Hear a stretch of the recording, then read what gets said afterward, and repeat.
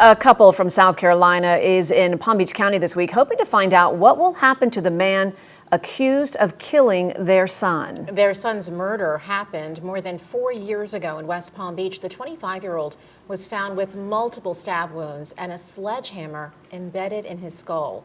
The accused has still not gone to trial. In this exclusive interview, DJ and Jim Wilson say they will be in court tomorrow morning looking for answers.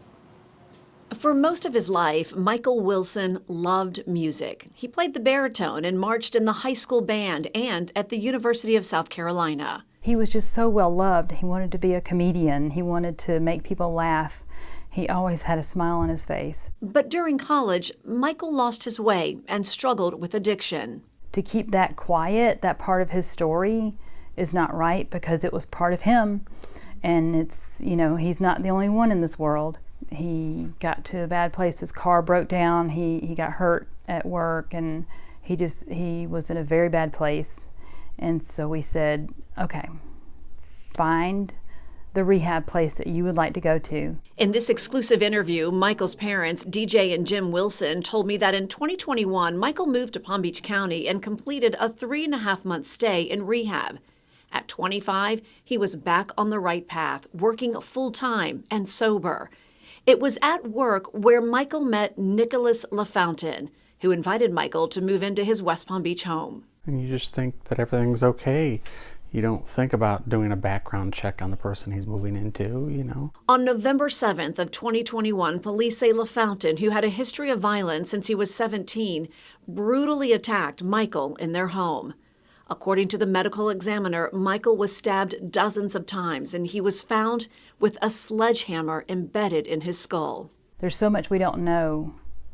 And so instead of coming down here to visit our son, we're coming down here to go to courts and go to these horrible events that brings it up again every single time. LaFountain was charged with first-degree murder, but 4 years later, there is still no trial date because according to court records, LaFountain has been declared mentally incompetent. Notice of filings, there's hearings. The Wilsons, who have kept meticulous records related to their son's case, are frustrated and feel helpless because at one point the accused killer was found competent.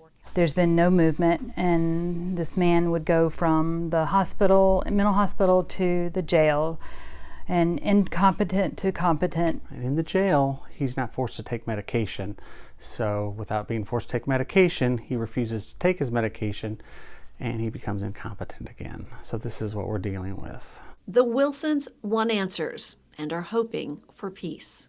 It's just important to have a face in front of the judge, in front of the people, the stakeholders, the people that are involved, and to let them know that Michael was loved and he was important. I spoke with the state attorney's office and was told that LaFountain is not competent for a trial at this moment. There is that hearing tomorrow, and the Wilsons do plan to express their frustration to the court. They are concerned that if LaFountain continues to be found incompetent, he may never be held accountable for their son's gruesome killing.